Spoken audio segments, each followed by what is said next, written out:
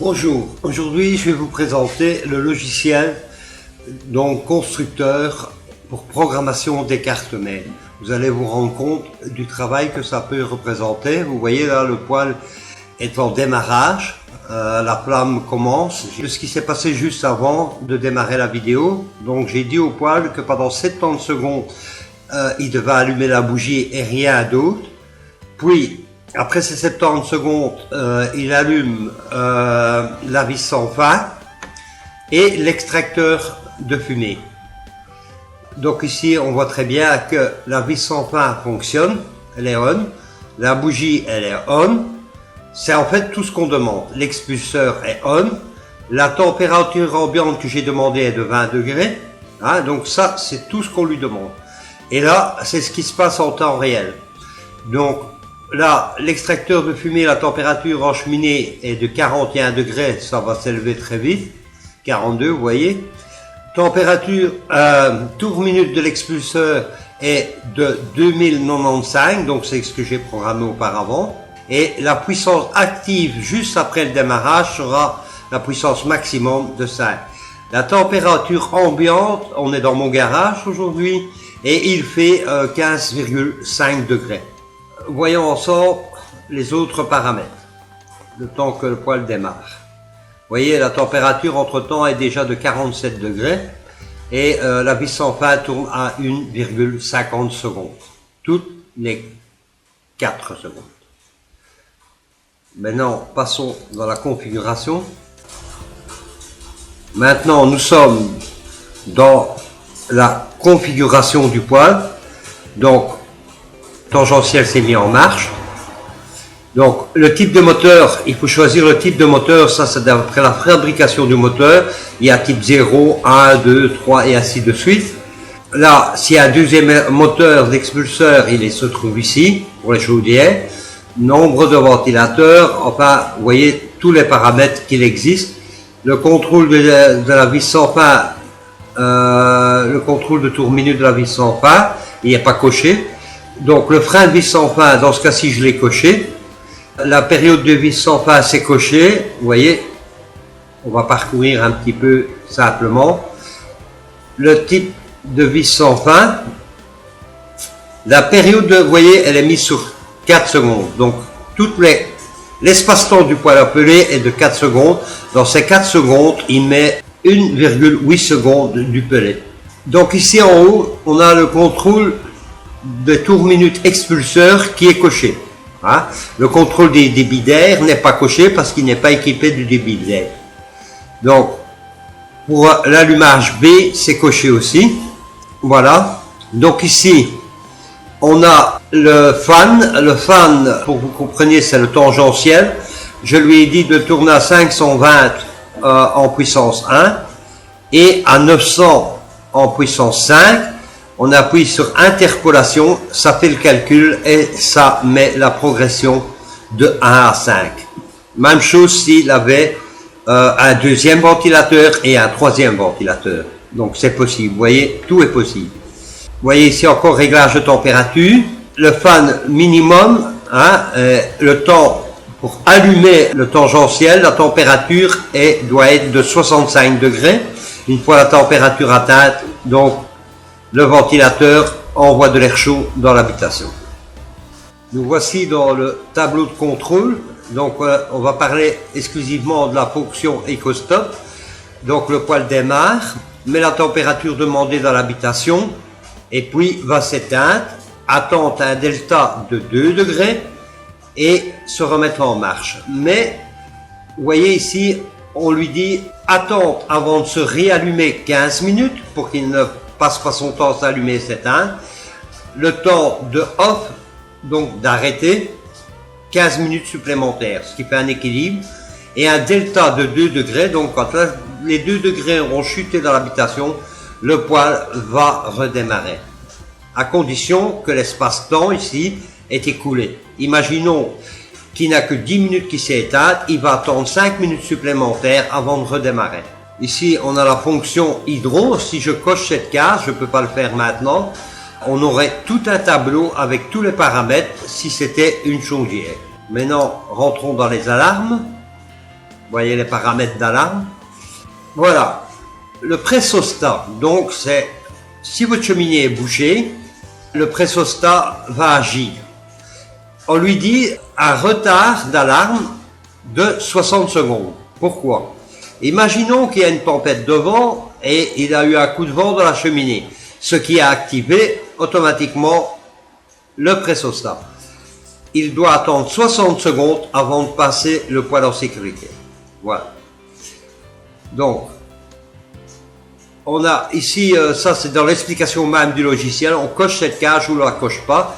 Si je la décoche, il apparaît une autre fonction de paramètre, la colonne va changer, et une autre façon de faire. Je vais vous expliquer les fumées et la préalarme.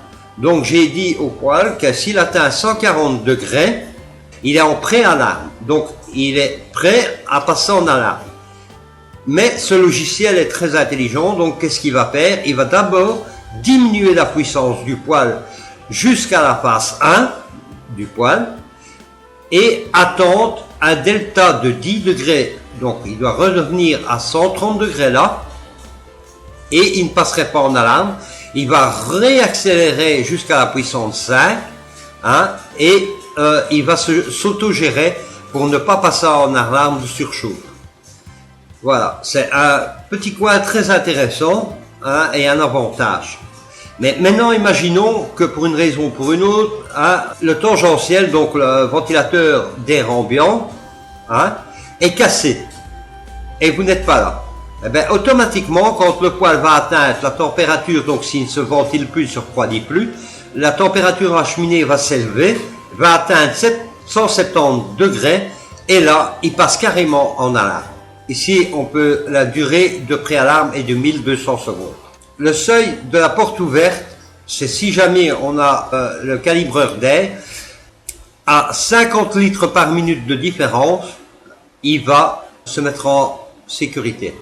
Durée de la porte ouverte 30 secondes, donc on peut ouvrir la porte 30 secondes maximum. Après 30 secondes, il n'accepte plus et il passe en alarme.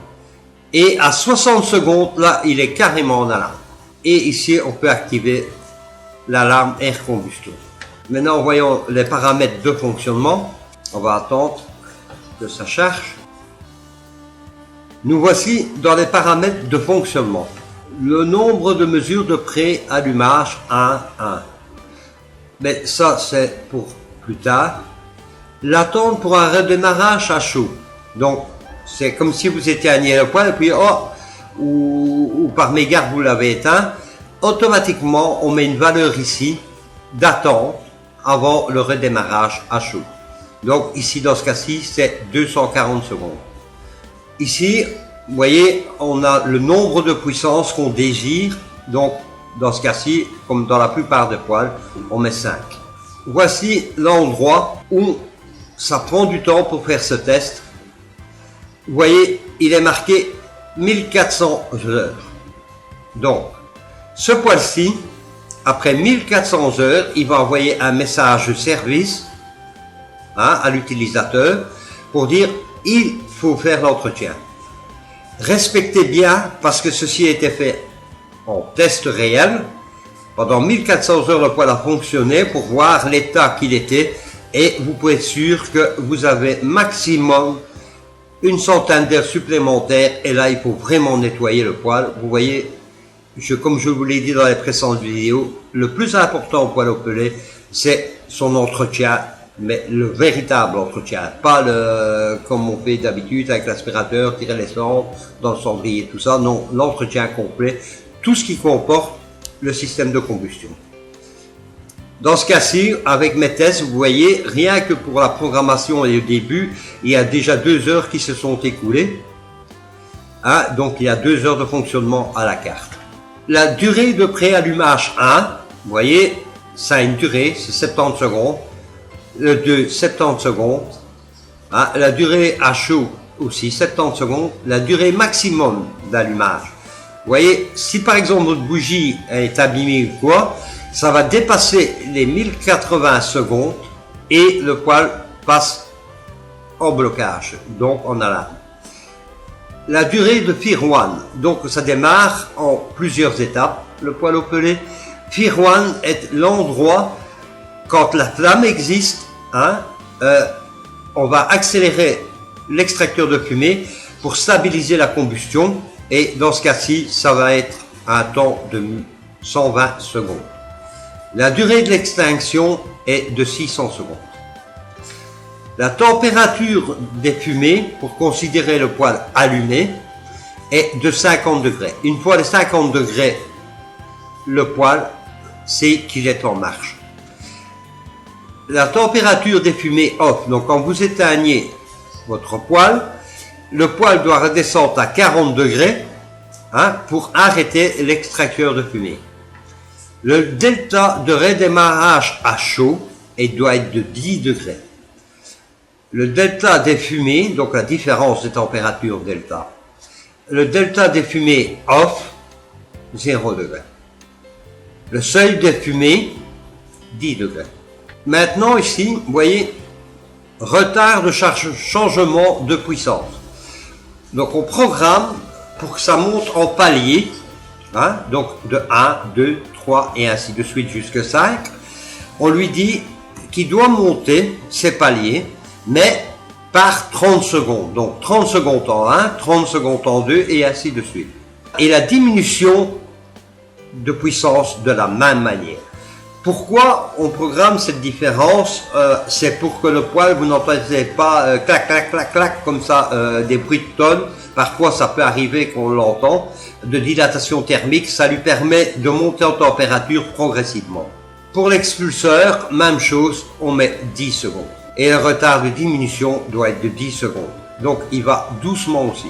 Par exemple, ici, on pourrait changer la valeur pour qu'il soit équilibré. D'ailleurs, on va le faire.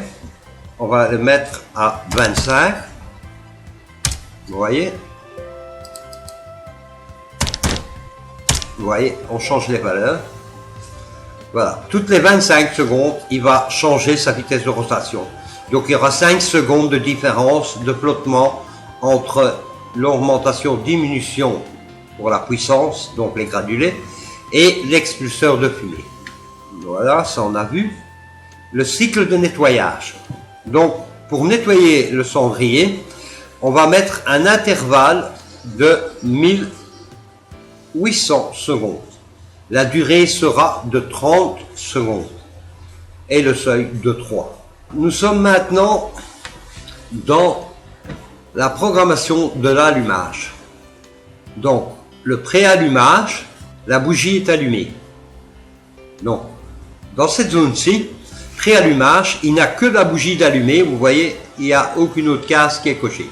La vis sans fin ne tourne pas et le temps a été programmé à la page, le temps d'attente, qui est de 70 secondes dans ce cas-ci. En pré-allumage 2, vous voyez, la vis sans fin est programmée et la bougie fonctionne. En pré-allumage à chaud, la bougie fonctionne, la vis sans fin ne fonctionne pas. Donc, l'allumage normal que vous connaissez quand vous démarrez qu'il est froid, vous voyez, tout est coché. Avec les times qui sont, donc les temps d'attente qui sont prévus à l'autre part. Vous voyez ici, le rond de vis sans fin, 0. 1 ici après l'image, 0 en chaud et 1,50 dans ce cas-ci en A et en B, 1. Donc, c'est toujours, donc là c'est 1,50 secondes et 1 seconde de vis, de la vis sans fin. L'expulseur de fumée, vous voyez, il est réglé pour 2050 tours minute. Vous voyez, il est de 2050 secondes, excusez-moi, 2050 tours minute jusqu'à 2100 tours minute. Vous voyez les différences. Il y a ici, il a une différence en allumage A, il tourne un peu plus vite en A et en B. Le Fir 1, donc la phase, c'est 2550, c'est normal. On augmente l'extracteur de fumée pour stabiliser la flamme et brûler les granulés au démarrage. Maintenant, la puissance. Voilà, nous voilà dans la puissance du poêle. Donc, en phase 1, donc en puissance 1, c'est réglé sur 0,90 secondes. Et jusqu'à 1,80 secondes. On fait donc on a la valeur de départ qu'on va mettre, la valeur d'arrivée qu'on va mettre, qui est déterminée pour la puissance du poêle, et on fait une interpolation. Automatiquement, les valeurs s'adaptent ici progressivement. La même chose pour l'extracteur de fumée, vous avez 2010 tours minute en phase 1 jusqu'à 2500 en phase 5. On fait l'interpolation et toutes les valeurs se mettent progressivement. Voyons maintenant la phase d'extinction.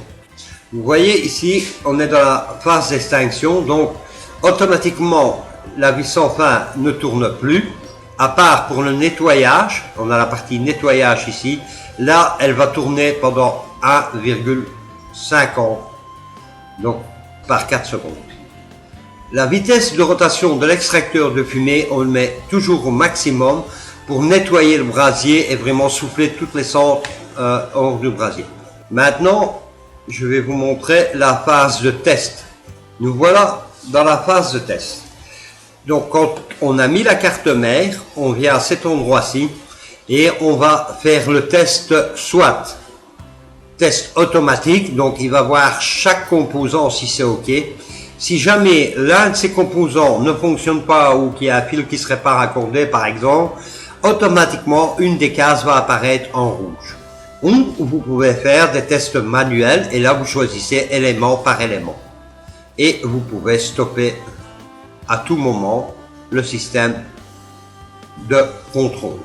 Voilà. Maintenant, nous allons retourner et je vais vous montrer les réglages de combustion et de granulés. Donc, nous voilà revenus ici. Donc, 0,90, c'est la puissance 1. Quand le poêle a atteint sa vitesse de croisière, on va dire, donc il est en puissance 1. En on-light, on va une fois revérifier. Voilà, les paramètres en direct. On lui a demandé, donc ici je vais changer la valeur. Non, je l'ai laissé. Donc il voit 16 degrés dans mon garage. Ok, c'est bon. Donc on va retourner en puissance. Ok, voilà. Maintenant vous allez voir, on a 1,80. Je vais changer, on sait que son espace-temps est de 4 secondes. Nous allons le mettre sur 4. Là, la vis sans fin va se mettre à tourner en continu. Regardez sur la flamme, vous allez voir, la flamme va augmenter. On va laisser faire un tout petit peu. Vous voyez, la flamme commence à augmenter. Tout à fait normal. Surtout que ça monte, je vais vous montrer un appareil qui est très très utile. C'est un appareil qui sert à relever la température. Vous voyez un petit écran, je vais essayer de vous le montrer. Il a un tout petit écran ici. Vous appuyez, il a un faisceau laser et il relève la température. 12,7 au plafond dans le garage. Il fait pas chaud. Vous voyez, regardez la flamme, maintenant elle est très très grande. Vous voyez, on voit très bien, je ne sais pas si ça se verra si bien sur la vidéo, mais on voit une très mauvaise combustion. Donc le poêle commence à être tout à fait déstabilisé pour une raison ou pour une autre, qui aurait quelque chose qui aurait un problème. Vous voyez que le poêle est capable de fonctionner. Qu'est-ce qui pourrait se passer dans ce cas-là, si je le laisse continuer? Eh bien, il va passer en surchauffe. Et, on peut retourner voir si c'est possible, si le PC l'accepte, en online. Voilà, il est déjà à 118 degrés. La température en cheminée va commencer à s'élever sérieusement. Je vais vérifier sur la glace combien est-ce qu'on a de température. Elle est déjà à 204 degrés, la vitre. Donc, je vais lui rendre ses paramètres de normal. Et vous allez voir, le poêle va de nouveau se stabiliser. Mais là, on voit très bien qu'il est en mauvaise combustion. L'extracteur ne tourne pas assez vite comparé à la quantité de granulés. Mais il assume quand même. Les granulés ne montent pas dans le cendrier. Il est capable d'assumer. Ça, c'est un avantage intéressant pour la sécurité. La vis sans fin, c'est le bon diamètre. Le motoréducteur appelé, c'est le bon diamètre aussi. Donc, le poêle, même avec la vis sans fin qui tournera en continu, est capable d'assumer la partie combustion. Et bien sûr, il passera en sécurité. Remettons-lui sa bonne valeur. 1,80. Oh là, ça va pas perdre. 1.80. Voilà. 1.80. Voilà, c'est OK. Maintenant, retournons voir en online, donc en direct, et on va vérifier. Le PC a vraiment du mal. Faire la vidéo de l'écran en plus de toute la gestion du logiciel, voilà. Vous voyez, la vis sans fin en réel est bien à 1.80, donc tout va rentrer dans l'ordre. La flamme va commencer à se stabiliser. Hein. Vous voyez, les réglages sont revenus à la normale. Vous allez voir, la flamme va commencer à vraiment diminuer maintenant. Et je vais vous montrer maintenant le côté de réglage de combustion. Donc l'extracteur de fumée, comment on règle sa bonne vitesse. Voilà. Maintenant, vous voyez la flamme, la forme qu'elle a. Nous allons changer cette valeur, mais de façon assez énorme. Donc on va lui dire de tourner à 1000 tours minute. Vous allez voir le problème de la combustion.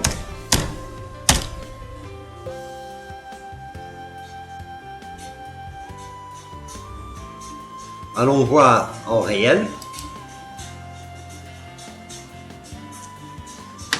Vous voyez, je lui ai demandé 1000 tours minute et il fait 1017, 1032, vous voyez 1026. Il travaille pour garder le plus proche possible de la valeur demandée. Voilà, il a atteint les 1000, vous voyez, il descend un peu. Il stabilise sans arrêt pour garder la valeur que je lui ai demandé. Il fait vraiment du mieux qu'il peut, quoi. Mais regardez la flamme, comme elle est très molle. Hein? On a une très mauvaise combustion. Hein. On voit plus du tout de particules s'échapper du cendrier. Et ça donne un peu l'effet quand un poêle est sale. Vous voyez, la flamme va s'agrandir. On va voir des petites fumées noirâtres comme ça. Elle est complètement floue, vous voyez. Elle n'a pas d'activité. Et elle n'est pas lumineuse. Elle est plutôt sombre pour une flamme. Et ça ne va faire que s'empirer et le cendrier va se salir. Inévitablement. Donc maintenant, retournons lui remettre une valeur correcte. Voilà, nous allons lui remettre sa valeur correcte. Elle était de 2500. Voilà. Regardez bien la flamme. Vous voyez, la flamme commence à reprendre une activité tout à fait bonne. Et vous voyez, elle est très active, elle est assez lumineuse. Bien sûr, regardez, maintenant passons de l'autre côté. Le plus dur est de déterminer cette valeur exactement. La flamme doit monter et légèrement redescendre. Monter et légèrement redescendre. C'est ce qui donne l'aspect d'une pompe de combustion, ça c'est une chose. Et vous voyez, il n'y a pas de morceaux de pellet qui sortent du cendrier. Ce réglage est vraiment très dur à faire. Il faut beaucoup de patience, il ne faut pas le faire sur 5 minutes, c'est pas possible d'ailleurs, parce que ça prend du temps. On ne peut pas avoir de dépôt dans le cendrier quand on éteint le poêle, hein, le moins possible, vraiment autant dire rien. Et on ne peut pas aller au-delà, parce que si on va au-delà, on va brûler le cendrier. Là, il est trop actif et la température dans le cendrier, on va dire que c'est une flamme qui est trop haute. Voilà. J'avais mis ce réglage de base pour vous montrer. Hein, vous voyez, pourtant il est toujours en puissance 5, mais la flamme a descendu très bas. Et bien là, on est déjà du côté mauvaise combustion, trop sec. Hein. Donc on va l'enrichir. Donc pour l'enrichir, on va diminuer ici à 2450. Donc, on va avoir que 50 tours de différence à l'extracteur de fumée en puissance maximum. Mais sur la flamme, vous allez voir que ça va agir. On va avoir une tendance à avoir une flamme qui est toujours active à peu près tout le temps. Vous allez voir que 50 tours, c'est rien, mais ça fait une énorme différence. Vous voyez, la flamme maintenant est continue. voyez, elle descend encore, mais rien que pour 50 tours minute, vous voyez la différence, hein, c'est énorme. Vous voyez, elle redescend, c'est bon, mais on a toujours une flamme active. Elle ne peut pas descendre plus bas. Si elle descend plus bas, voilà, elle est descendue trop bas, à mon goût. On va encore retirer un tout petit peu. On va retirer 2420 à 2420 tours minute. On était à 2500 tours, donc on a retiré maintenant 80 tours à la minute. Voyons en réel, vous voyez, il est bien dans les valeurs demandées. Ah, il est en nettoyage. Vous voyez, il a remonté la vitesse de rotation, il est en nettoyage. Et il est en 1,50 secondes moteur appelé. Vous allez voir, on va rester ici, il va reprendre les paramètres tout seul. Et dans une phase de nettoyage, là vous le voyez en direct, c'est super bien. On va attendre le temps de nettoyage. Vous voyez, il est revenu avec des paramètres tout à fait normaux, en puissance maximum. Et vous voyez les tours demandés 2420, 2426, 25. Donc il fait son travail, il descend un peu plus bas. Mais notre flamme est quand même plus continue et on n'a pas de morceau de pellet qui s'échappe du cendrier. On ne descend pas trop pauvre, hein? Donc on est pratiquement parfait. Retournons à la puissance, voilà.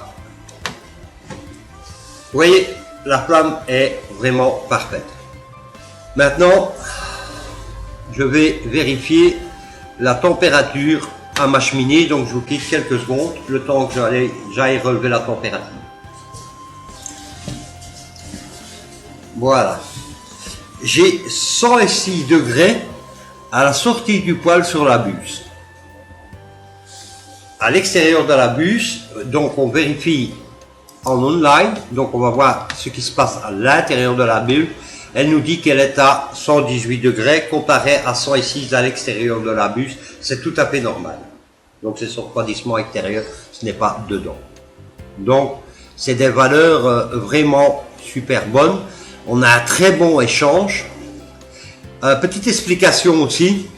Si par exemple maintenant on diminuerait le ventilateur d'air ambiant, automatiquement on perdrait des calories ici en cheminée. Ça c'est le vrai. Donc ce serait des calories perdues. De temps en temps, surveillez la flamme, vous voyez que la combustion est beaucoup mieux et rien que pour quelques tours minutes de différence, vous voyez que c'est pas facile de régler super bien à poil. Voilà, nous voilà de nouveau dans les paramètres. On avait 2500, 2420 et j'ai toujours une flamme présente dans son temps le plus bas et elle s'élève maintenant de nouveau. Donc on a une bonne combustion. Je crois que je vais le laisser comme ça. Ça commence à être vraiment parfait.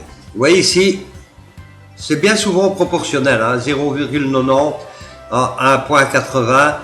C'est bien souvent 9,918. Ben, c'est le cas d'ailleurs ici, hein, c'est parfait. Donc puissance minimum, puissance maximum, c'est bien souvent le double. Donc comme vous pouvez le remarquer, cette carte mère, hein, elle peut très bien gérer tous les poêles au pellet, sans exception.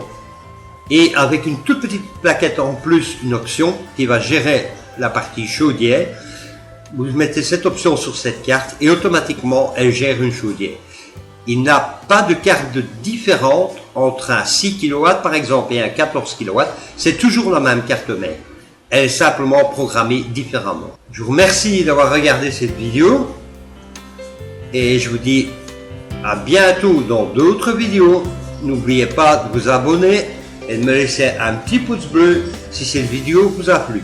Elle a été un peu longue, mais désolé, mais je pense que sur Internet, c'est le seul endroit que vous trouverez où on vous montre le logiciel, donc du constructeur. Encore merci et à bientôt. Ciao.